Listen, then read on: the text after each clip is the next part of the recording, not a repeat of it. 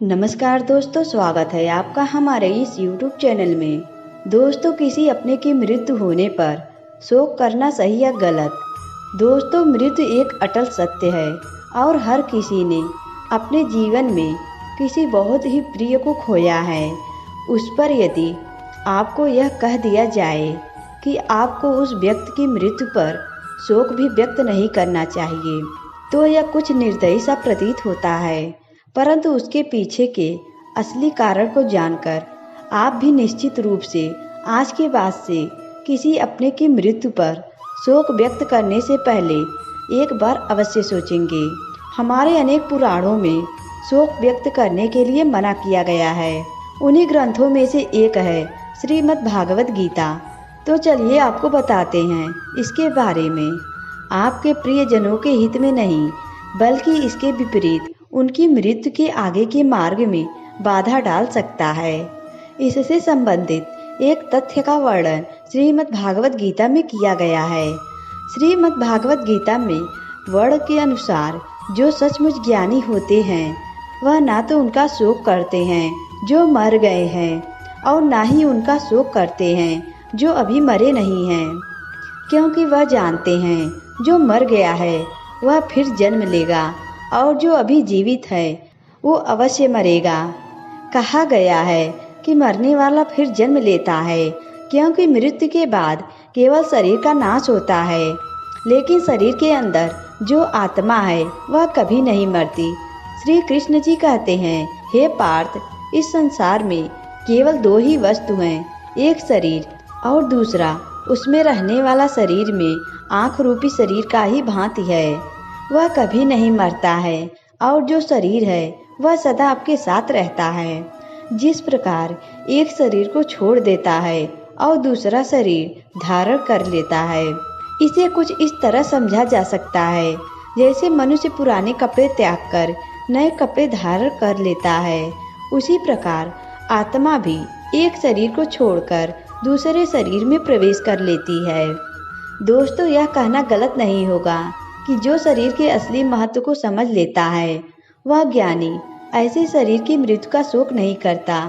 श्री कृष्ण कहते हैं, हे पार्थ, तुम बस यह जान लो कि मृत्यु एक दरवाजा है जिसके अंदर जाते हुए आत्मा पुराना शरीर छोड़ देती है। वास्तव में मृत्यु जन्म तो ऐसे दरवाजे हैं जो बिल्कुल एक दूसरे के आमने सामने हैं, और जब प्राणी मृत्यु के दरवाजे पर पहुंचता है तब उस शरीर की मृत्यु हो जाती है। फिर आत्मा का प्रकाश शरीर को छोड़कर आगे चला जाता है और उसके बाद वह प्रकाश जन्म जन्म के नए दरवाजे पर प्रवेश करता है। यह जीवात्मा को फिर एक नया शरीर प्राप्त होता है और वहां से उसकी नई यात्रा शुरू हो जाती है। आगे श्री कृष्ण कहते हैं, हे पार्थ, आत्मा नित्य है, इसलिए वह मरती नहीं, परंतु शरीर नश्वर है, इसलिए एक आत्मा की शरीर बदलते हैं, इसलिए वह हर नए जन्म नए नए शरीर धारण करता रहता है। हर जन्म में आत्मा ने शरीर तो बदलती ही है, जो शरीर मिलता है वह शरीर भी उसी एक जन्म में अनेकों बार बदलता रहता है। हमारे यह कहने से अभिप्राय है कि मनुष्य को जन्म के समय जो शरीर मिलता है वह शिशु का शरीर काल के प्रभाव से एक बालक का शरीर बन जाता है। वह किशोरावस्था में आता है, फिर एक जवान पुरुष का शरीर बनता है, फिर अधेड़ उम्र का, फिर बूढ़े का शरीर लेकर अंत में जाकर यह शरीर एक सूखे पत्ते की तरह जीवन के वृक्ष से टूटकर गिर जाता है। इस प्रकार शरीर भिन्न भिन्न अपने विनाश की तरफ बढ़ रहा है। ऐसी शरीर की मृत्यु का शोक करना सही नहीं है, और जो इस बात को समझ लेता है वही ज्ञानी की भांति है। दोस्तों, फूल की भांति हमारा शरीर अपनी प्रकृति के कारण चलते हैं, जिसके चलते वह पहले बच्चे बनते हैं, उसके बाद जवान होते हैं, फिर भी जवानी मुरझाने लगती है जिसे बुढ़ापा कहते हैं, फिर वो छोड़ देती है तो शरीर की मृत्यु हो जाती है। पूरे शरीर छोड़ने के पश्चात वह आत्मा नए शरीर में वास करती है, फिर किसी शिशु के शरीर में चेतना का रूप लेकर वापस आ जाती है। फिर वही चक्र शुरू हो जाता है, फिर वही जननांग उठ के खड़े हो जाना, फिर लड़खड़ाकर गिर जाना, शरीर के ही रूप हैं। इतनी बात समझ लोगे तो ना तुम्हें किसी की मृत्यु का शोक होगा। और आप सभी के लिए इस बात को समझना बहुत आवश्यक है। जब तक वह व्यक्ति जीवित था तब तक वह आपसे जुड़ा हुआ था, परंतु अब वह दूसरी दुनिया में प्रवेश कर चुका है। अब वह हमारी दुनिया का हिस्सा नहीं रहे हैं। चाहे व्यक्ति की अकाल मृत्यु हुई हो या काल मृत्यु हुई है, अकाल मृत्यु से यहाँ पर तो उसकी मृत्यु किसी दुर्घटना के चलती हुई हो या किसी बीमारी के चलते हुई हो, या फिर उसकी मृत्यु का कारण उसके जीवन काल की समाप्ति हो, वह अब अपने आगे की यात्रा के लिए प्रस्थान कर चुका है।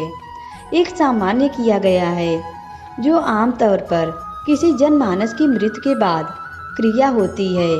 यदि हम उनको बार बार याद करते हैं और अपनी भावनाओं को उनकी ओर जागृत करते हैं तो निश्चित रूप से उनको तकलीफ होगी। इसलिए यदि आप उन्हें इस पीड़ा से बचाना चाहते हैं तो आप जितना हो सके उसे संपर्क स्थापित करने की कोशिश ना करें। हो सके तो उनकी फोटो, उनके कपड़े और उनकी यादों से जुड़ी कोई भी चीज घर पर ना रखें। दोस्तों, आपके मन में यह प्रश्न आ रहा होगा कि किसी अपने को पूरी तरह से भूलना किस तरह से संभव है। तो आपको बता दें, स्थिति उत्पन्न होने पर आपको क्या करना चाहिए। ऐसी स्थिति में उस मृत व्यक्ति की जो कोई भी चीज हो उसे जरूरतमंदों में बांट देना चाहिए या खिला देना चाहिए, या फिर यदि उसको किसी प्रकार के कपड़े पसंद हैं, जरूरतमंदों को बांट देना चाहिए। ऐसा कहा जाता है यह करने से उनकी आत्मा संतुष्ट हो सकती है।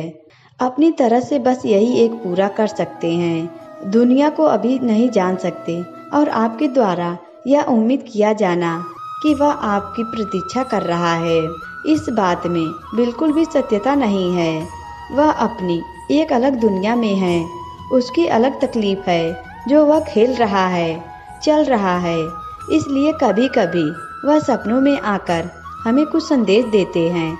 यदि उनकी तरफ से आपको कोई भी ऐसे संकेत आते हैं कि आप उनको किसी तरह की प्रक्रिया ना दें, परंतु यदि आपके सपने में उनकी तरफ से किसी तरह का कोई संदेश आता है और वो आपसे कोई मांग कर रहा है, तो कोशिश करें कि आप उनकी उस अधूरी इच्छा को पूरी करें। उनके कुछ खाने की इच्छा है तो उसे गरीबों के बीच में बांटें, परंतु उनसे संबंधित यादों को पूरी तरह से हटा दें, क्योंकि ऐसा करने पर वह आपकी ओर आकर्षित होती रहेगी और आगे की प्रगति नहीं कर पाएगी। इतना गंभीर हो सकता है, ऐसा करने से पूरी की पूरी खराब हो जाती है। जो आत्मा है जहाँ से विदा होनी चाहती है और वह वहाँ से विदा नहीं हो पा रही है, आपने उसे रोक लिया है और आपकी यादों ने उसे यहाँ बांधा है। जब उस आत्मा का जन्म हुआ था और उसके बाद का जो कल था वह पूरी तरह से बिगड़ गया है। जिससे कि उसका जन्म होना था वह माता पिता तैयार हैं, उसके बचपन के दोस्त बने थे वह तैयार हैं, जिस स्कूल में उसे पढ़ना था वह तैयार है, जहां आगे जाकर उसकी शादी होनी थी वह भी तैयार है। सब कुछ तैयार है, लेकिन इसके बाद में देरी हो गई है। हमारी यादों ने उसकी आत्मा को अटका रखा है, जिस कारण कि पूरा का पूरा खराब हो जाता है और प्रकृति को इसके निवारण के लिए अलग विकल्प निकालने पड़ते हैं। दोस्तों, आज की वीडियो में बस इतना ही। अगर यह वीडियो आपको अच्छा लगा तो वीडियो को लाइक करें और हमारे चैनल को भी सब्सक्राइब करें। दोस्तों, वीडियो देखने के लिए आप सभी का धन्यवाद।